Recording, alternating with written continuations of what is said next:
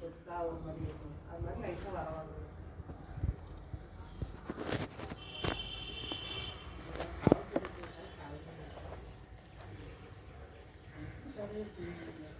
சொட்டு சொட்டாக போடும். கை வரவாலும்